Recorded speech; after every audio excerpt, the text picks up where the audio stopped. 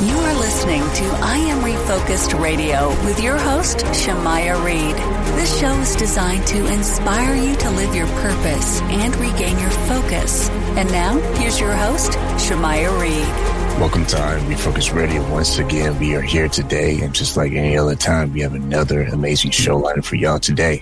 We have a true honor. We have a great pleasure talking to our guest, who is the name G. Michael Hopf. He is a USA Today best-selling author whose incredible life journey has clearly shaped his compelling narratives, from his service as a United States Marine combat veteran to his experiences as a bodyguard and commercial diver. Mr. Hopf brings a unique depth and realism to his work. When it comes to being a devoted father and husband, he has channeled his diverse background into a successful writing career. So we're going to have a great time talking about, you're talking about making a big change from military to being a writer and just making it happen. He has a lot of books. You think it's just one or two? Nah, it's like a series of many. So if you go to gmichaelhopf.com, you'll be able to get a little taste of all the amazing work he's been doing in his writing phase. So first and foremost, man, I want to say to you, Mr. G, if I can call you that, thank you for your time, man. How you doing? I'm doing really good. Thank you for having me on. And the G stands for Jeff, so feel free to call me Jeff. The G. Michael Hopf is a pen name I adopted because the very, very first book I'd written was a children's illustrated book. And I did that under Jeffrey Hopf, and that was kind of a legacy project I did for my girls. And then that was really the first book that kind of showed me I could have an idea and have it manifest by just consistent effort and discipline. And then from there, I launched all of my novels, and I thought I needed to kind of change the name up because I didn't want kind of this kind of raw, kind of intense, kind of apocalyptic fiction that kind of didn't seem to match up with the children's illustrated books. And I thought I would do more, but I ended up not doing it. But so I went with G. Michael Hopf. That would be the pen name I would use for all my novels. So that's the G. It stands for Jeff. So feel free to call me Jeff. I appreciate that, man. I'm going to call you Mr. Hopf if you don't mind. But when you think about the diverse experiences that you've been able to have, particularly the United States Marine Corps, want to say right away, thank you for your service, man. When it comes to that directly influencing some of the ways you write, kind of touch on how maybe parts of your career has influenced how you decide to write your books. Well, I first want to, people ask me, they always thank me for my service, and thank you for doing that. But I also just want to thank the country for allowing me to serve. And I genuinely mean that. I know we're not a perfect nation. I don't think no nation is, but I think we're doing pretty good here for the most part. We can always be striving to be better, of course. But I'm very grateful to my country for allowing me to serve. As far as my military background and how it helped my writing, it's important for writers, I think, to write from what you know. It makes it much easier to do that. And so I pull, when you look at apocalyptic fiction and things that have kind of gritty action and kind of the technical expertise of weaponry and tactics and things like that, I definitely pull from that. I also pull just from the standard grit that people in the service have. There's just a disciplined mindset that falls into those people, because it is quite remarkable in many ways. I think it gets overlooked a lot, where you have very young people that are given tremendous responsibility. We're talking very young. And like when I was in the Marine Corps, here I am as a corporal, then eventually a sergeant, and I'm in my early 20s, and I'm leading a squad of young men in the infantry.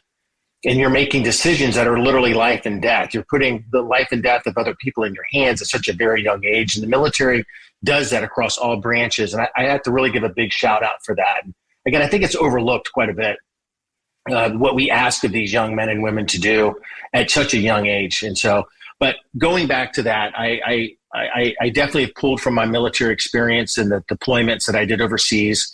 And that really isn't a lot of the books. And I do pay homage to pretty much all the books I've written. There's usually some military element, specifically Marines, in it. Beyond the action and the adventure in your books, often we always have the plot twist that is like, man, what's going to happen next? You have a great talent when it comes to just keeping us on the edge, so to speak. How do you do research and also integrate these complex, even political dynamics in your fiction? As far as the plot, I like deep, kind of complicated plots, but mainly because I want the reader to give I want them to have a world that they understand what's happening. Some writers want to keep it very simple. So like if I look at my very first novel, The End, and in fact, the entire series, I have multiple point of views so that you have this event, which is a super EMP is detonated over North America. But I want the reader to have a true understanding of what's happening around North America and around the world. So I give them characters, not just a family that's in a kind of a suburban area, but then there's also a character that's in the military. So the reader has an idea of what's happening there. And then also there's a point of view character, main character is also in the government. So you're seeing all these different POVs and you're getting a real world understanding of what happens in a kind of global event that would be, say, a super EMP detonated over the continent, and then the subsequent grid collapse that would come from that. I think it's important. I like world building, so I like that as being an author, and I think it's important to give the readers just a lot to kind of chew on and feel. But as far as a grittiness and realism, I do spend time researching things that say I'm not familiar with, and so I have a good understanding. And I've gotten a reputation for having my technical expertise as far as when it comes to, say, like a super EMP or EMP weapon, exactly what does it do? How does it affect, the grid? How does it affect electronic components, circuitry, and things like that? Because I want it to be as real as possible. So most of my books are what they call reality-based apocalyptic books versus kind of where you're, science fiction based zombie things like that. Those are great for entertainment, and I enjoy a good zombie apoc book or show anytime too.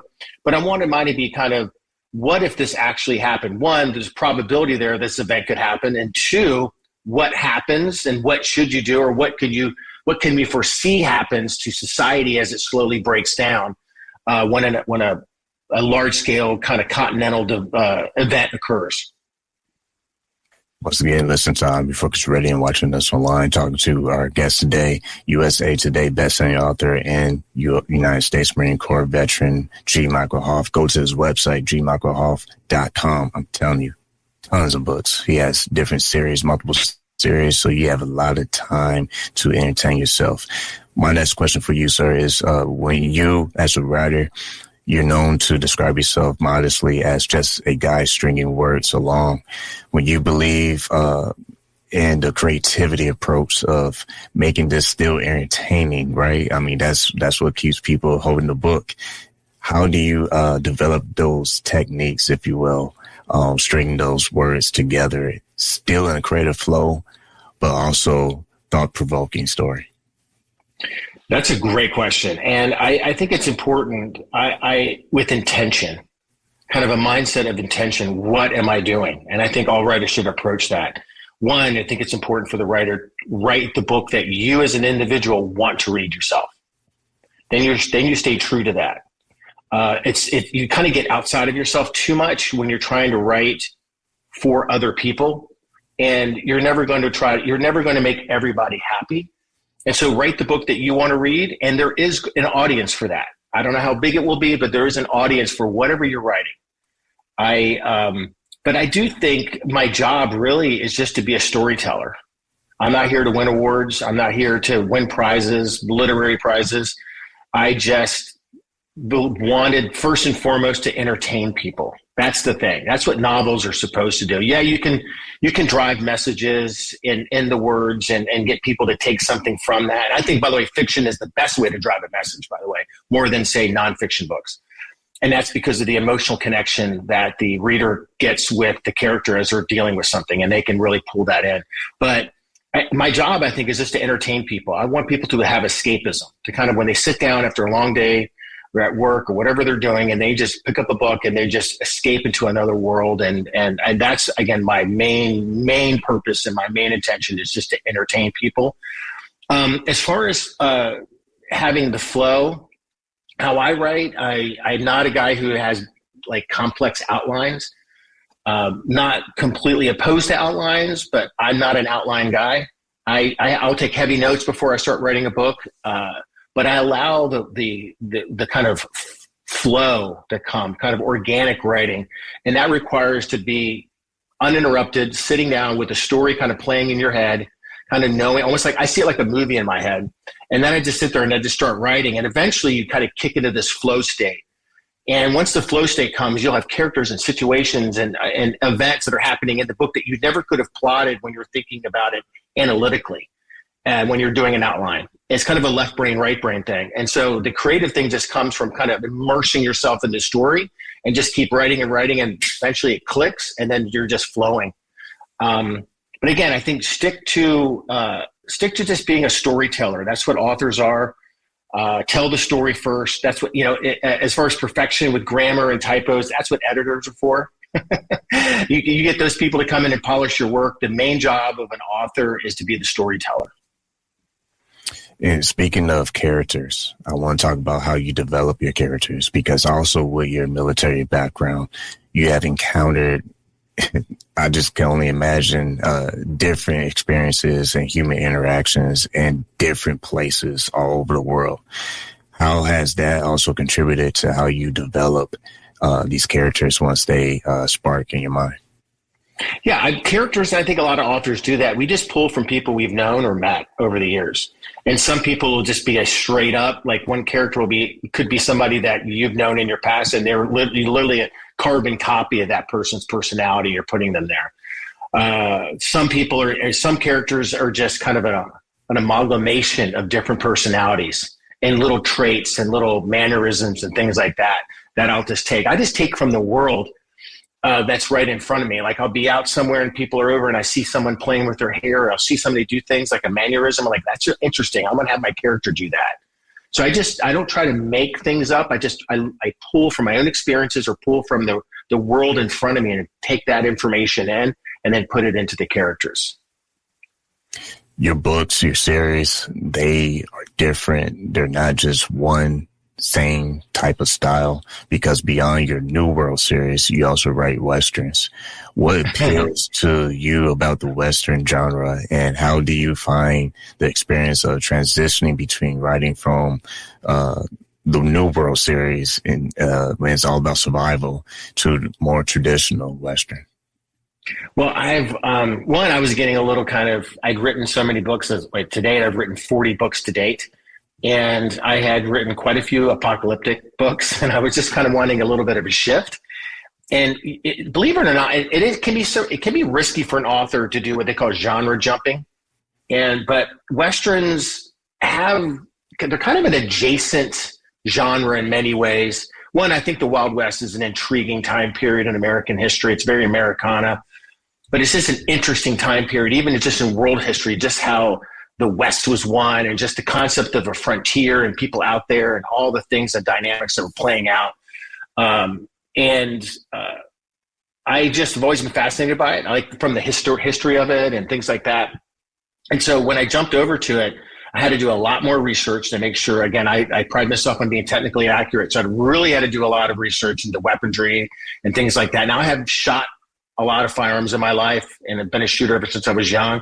And so I had tinkered with, black powder pistols and kind of older Colt and different kinds of lever action rifles and things like that. So I had some experience already, but I did have to do a lot more research, specifically time periods, because there is like this evolution of firearms too. When you go from the cap and ball kind of all the way to where they're actually having cartridges and things like that. So to making sure that that's accurate. But the Westerns, the kind of concept of survival is even in the West. So that kind of human condition where people are trying to survive, there's a lot of similarities there, right? I just wanted to make sure that I got the situations accurate, because there's a lot of things happening politically and just culturally that are happening in the Wild West that I wanted to get accurate. So again, that took a lot more research and understanding what was a state, what wasn't a state, was it a territory, what was our interactions with the native tribes and First Peoples at the time, and all these things to make sure everything is accurate. But it was actually quite a lot of fun to write. I kept the stories fairly simplistic as far as kind of writing in a formula. I was a big reader when I was in the Marine Corps of Louis L'Amour and Zane Grey. Those authors are big Western, classical Western. And so I kind of was inspired by them and just kind of incorporated some of their style. But I wanted to make the protagonist more anti-hero. So these were the hero, but yet these were men or women that were not necessarily the best people. They were good people, but sometimes doing bad things, if that makes sense. And some were just bad people that end up having this kind of redemption story where they went from being bad to now they're being put into a situation. Now I should be good. So it was just a lot of fun to write. A lot of fun. And I actually, surprisingly, the books did really, really, really well. They were really well received by the Western people that are really into Westerns. Yeah, I mean, you really took the words out of my thoughts. That's exactly what I thought about redemption. And I think that's a powerful tool. Earlier in our conversation, you touched on storytelling. So when you think about being an established writer now and people are supporting your work and you have 40 plus books out there, I mean, man, that takes a lot of effort, time, and organizing to actually make that happen. So when you look at writers today, maybe the younger writers, maybe not the established ones, but the ones who are dreaming about getting their stuff out there professionally, what's some of the skill sets that you develop over time and how you prepare yourself mentally to get your books published? Because there's one thing to get it written and get it edited, but it's a whole different world when it comes to marketing yourself and putting yourself out there in the world. Those are great questions. And I will say, if someone wants to get, I'll kind of give a not too long of an answer, but a thorough answer because these are great questions. I think if someone's a new writer out there, my best advice for them is be the same advice that Ernest Hemingway gave new writers. That is just write. Don't overcomplicate it. Not to say that you shouldn't go out and seek knowledge and seek to better your craft as a writer, but don't put obstacles in your way. Like, I have this great idea for a novel, but I'm going to wait till I graduate with a creative writing degree 3 years later. I wouldn't do that. Not to say you should drop out of school, not to say you should take that creative writing class, but you should, if you've got an idea and it's been brewing in your head for the longest time, just sit in front of a computer or whatever and just start writing it now, and get it all on the page. Because when you're doing a rough draft, that's the time to get everything on the page anyway. Just throw it all on the page, because there's plenty of time when you're done to go back. You'll do rewrites, and then you'll introduce an editor to the process. And it's a lot of heavy lifting when you're doing that. To kind of then go back into the writing, if you're getting into writing, you also have to think of it that it's a business, and that's how I structured it. In my mind, I had this mentality when I was first writing the book that I never said I wanted to be a writer. I just said, I am a writer. I am an author, even before I'd published it. And that mindset, it's a mindset that then everything I did is like, what do authors do? Authors write. And so authors write every day. That's kind of what I put. And I used discipline and consistency and kind of the consistency of labor together. And then I made writing, before I actually became a professional writer, I made it like my second job. Like I would kind of have just hours at night when everyone's asleep to sit down, and I dedicated to getting so many words done a night. And if you do that through, like, again, it takes discipline. You can have all the motivation in the world, but it takes discipline, because there's times you just don't want to do it. So it takes discipline, and then you just put the consistency of labor on it, and then you do 2,000 words a day. I mean, in a month you have 60,000 words. In 2 months you have 100. You've got a novel now, or a book. And so take yourself serious. Don't treat it like a hobby, because if you're going to put that kind of time and effort, you should respect your time. And therefore, treat it with the respect that I'm going to treat this like a job. I want this to be successful. I want this to sell. I want this to even make a lot of money. I know I've run into authors, or I call them the starving artists, and they'll say, well, I don't really care if it sells, or I don't care if I make money. That's what I hear. And I go, well, you should, because money is a direct relation to whether it's been successful or sold or not. Now, what you do with your money is a whole other thing. If you sell a bunch and then you can make a bunch of money and you give it away, great. But if you're making a bunch of money, that means you've sold a lot of books. And that's the purpose of writing the book. You want it to touch the world. You want as many people as possible to read it. Otherwise, what's the point? And so respect yourself, respect your time, and respect the story that you're writing, that you want it to touch the world. So give it the respect of treating it. So once you're done with the book, the next thing before publishing, you have to make sure that you get it professionally edited. You cannot self-edit. It's impossible. Your mind will just look over words. So make sure you do all the things that aren't going to hinder it or harm it once you do publish it. That's professionally edit it, professionally format it, have people read it, to look for it, and make sure it flows and looks good. Get a great looking cover for it. Again, it's something you're putting on. You want it to look beautiful. First impressions count. And then when you get to the marketing standpoint, you've got to be so proud of your book. You're wanting to, share it with the world. And there's two ways of doing it. You can self-publish, or you can find a publisher. Getting a publisher is very difficult these days. In fact, it's always been difficult, but there's so many ways of self-publishing now. In fact, it's been democratized in many ways. So you can get your words out to the world. But if you're going to do that, make sure it's technically accurate, it's written well, it's beautiful, it's formatted. And then the marketing comes down. Yeah, how do you do that? That's always kind of the question. You're going to have to probably spend some money. You're going to have to, podcasting, by the way, is the best way. There's two ways, I think, in marketing that I've seen successful owning two publishing companies. That is marketing specifically on Amazon, because that is a marketplace where people are. So you spend financial resources there because that's where the buyers are. When you're on Amazon, you're there to buy.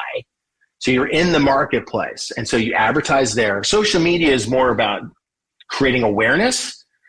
Not to say there won't be a direct sale, but it's more about awareness of who you are and what your brand is. And maybe you can drive some people to buy a book, but mainly we've all been on social media. You're kind of doom scrolling or going through it. You're being entertained. You might see an ad for a book, and then you'll just keep moving on.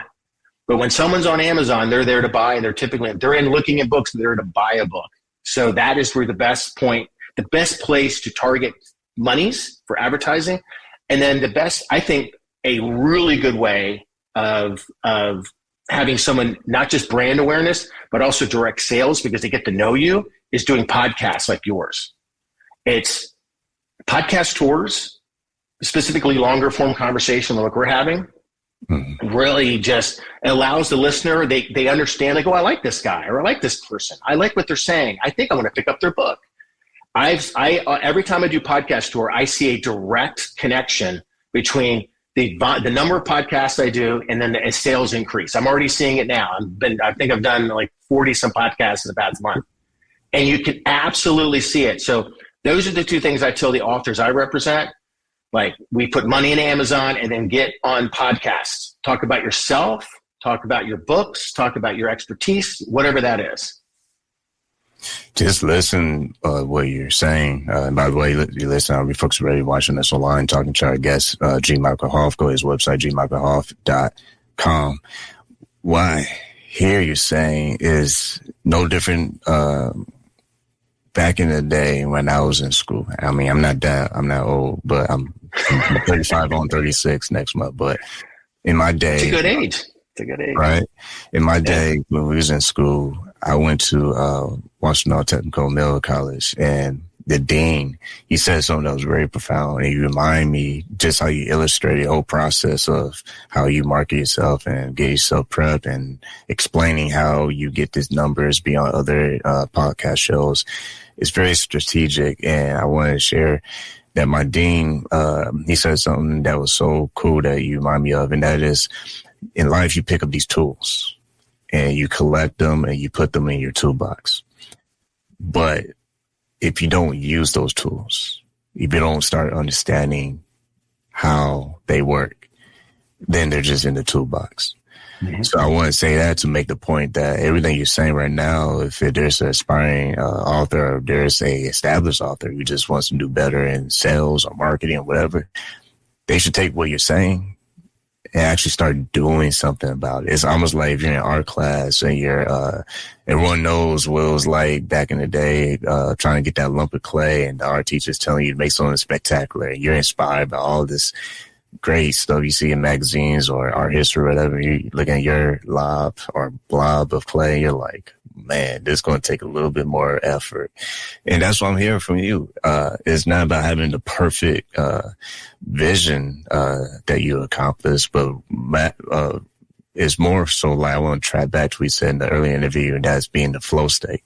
And I believe the only way you can be in that flow state is that you actually are using these tools that are shaping your vision. Because I feel like a lot of times we get a lot of disappointments, and if we're not careful, we allow that to deter us from what we're trying to accomplish. And what we start doing is making excuses.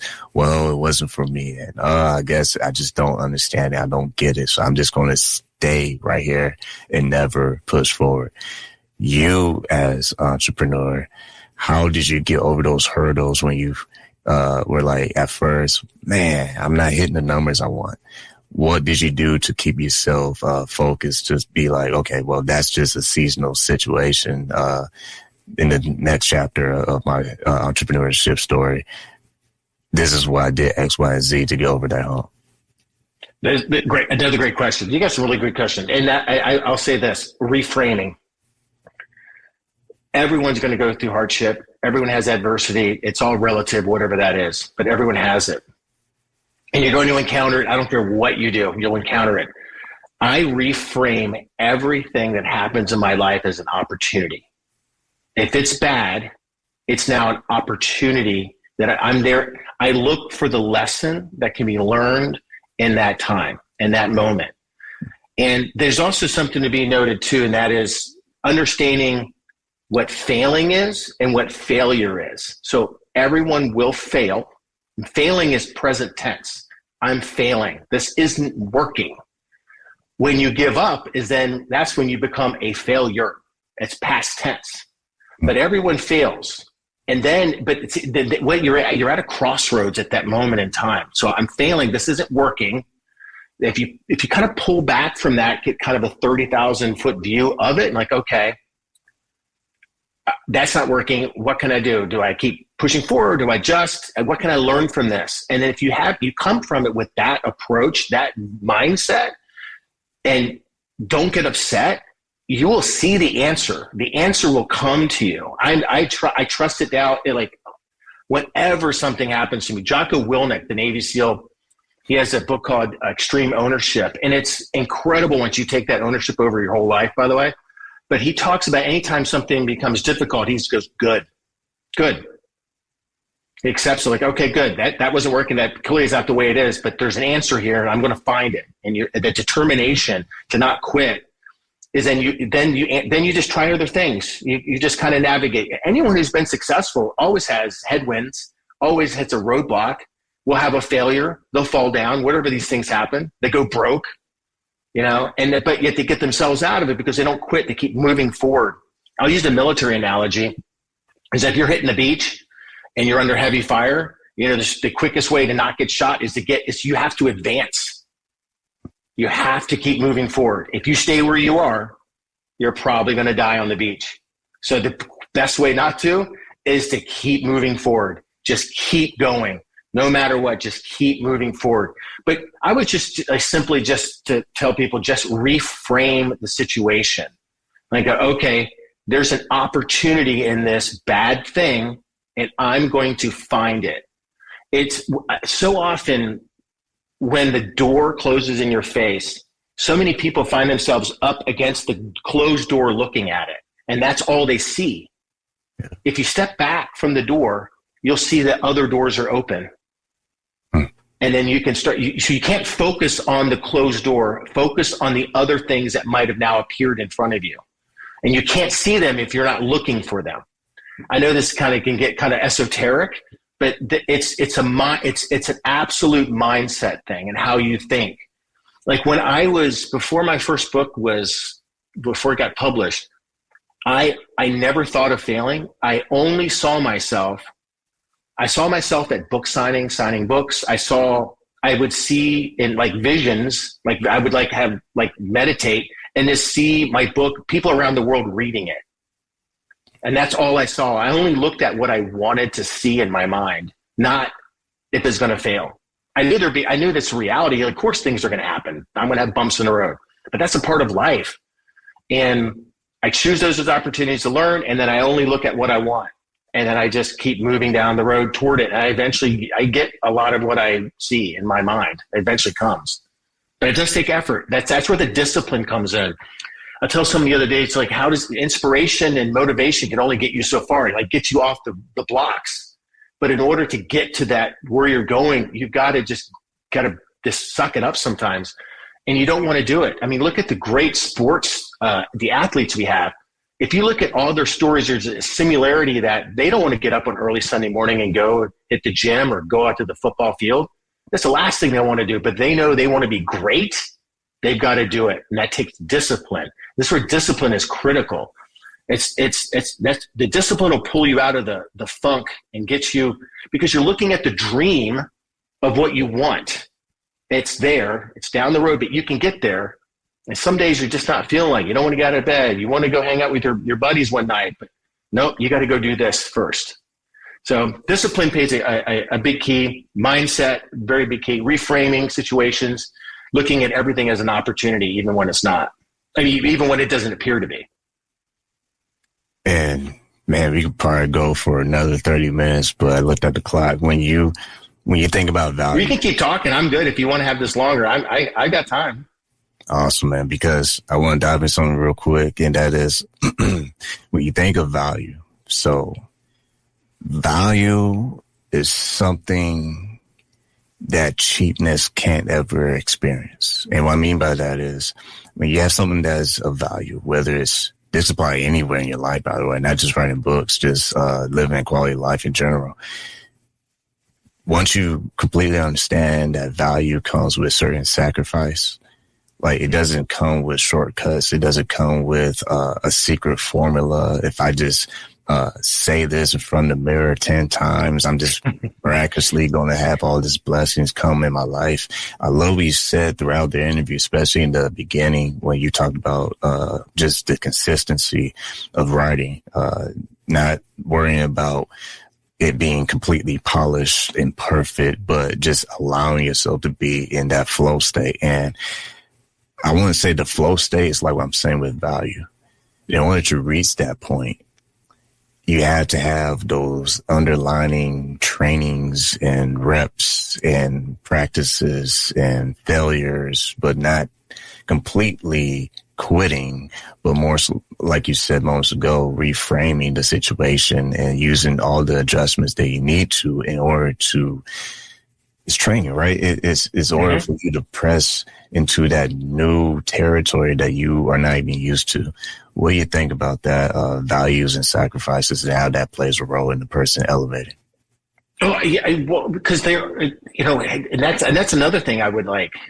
Yeah, there are sacrifices, but then you can even reframe that to make that, is it a sacrifice or is it an investment, right? We can take the word and reframe it, redefine it.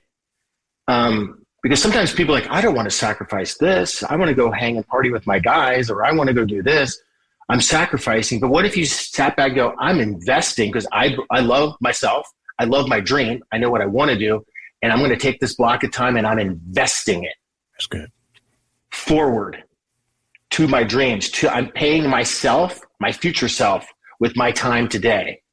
I agree with you. So you're right. It's some people who say it's sacrifice. I look at it with a reframed definition that it's an investment.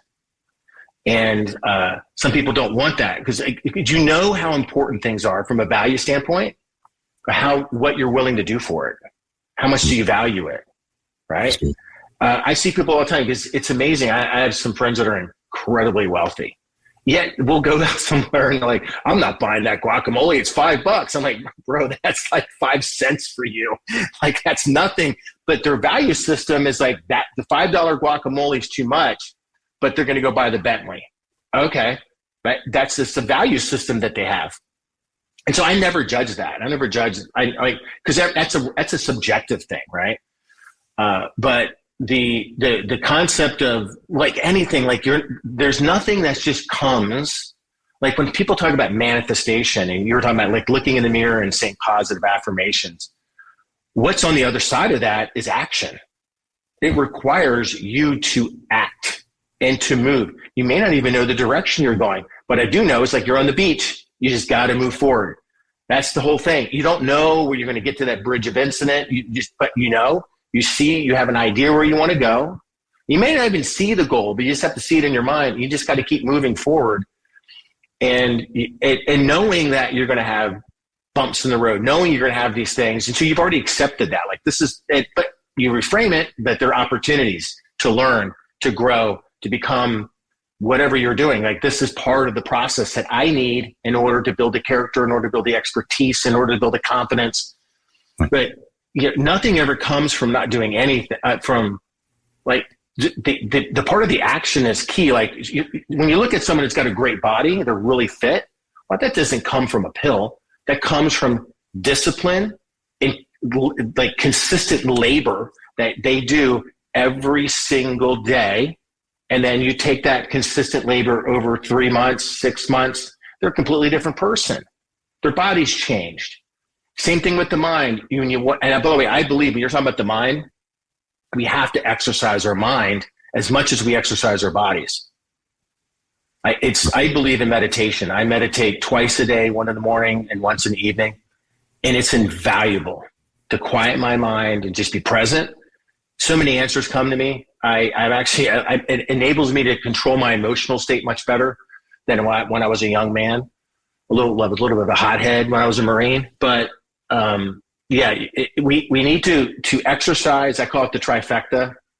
Exercise our body, our mind, and our soul. And once we get all those in kind of a harmonious balance, it's amazing all the beautiful things and opportunities that open up before us.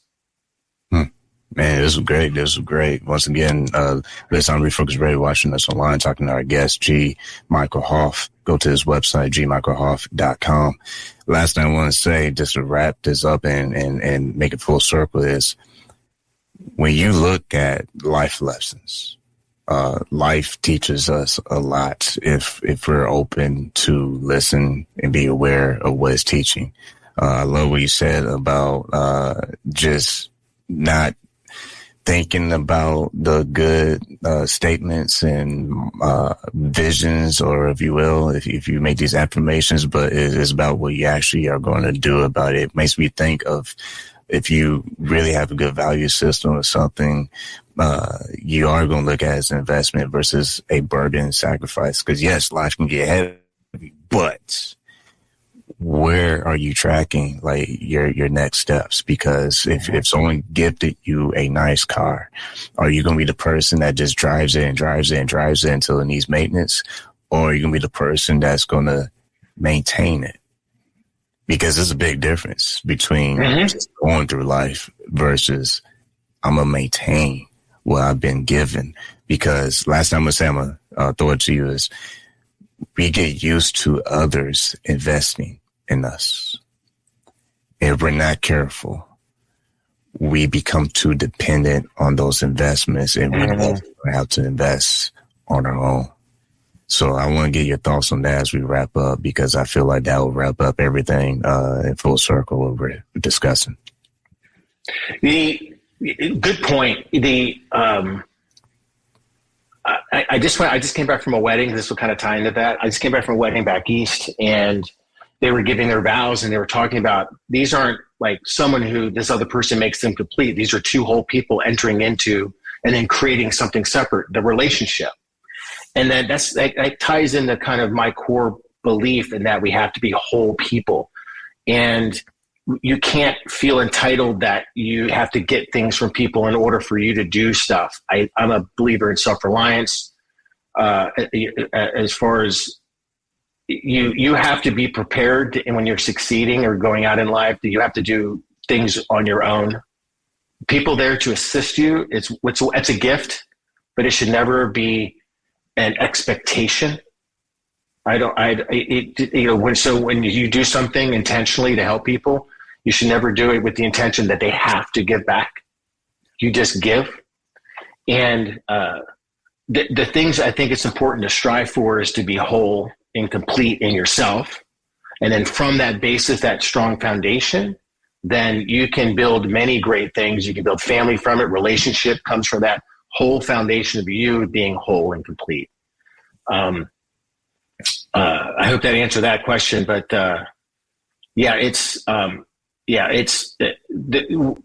we have to find the way to be complete by ourselves and not rely on anybody else.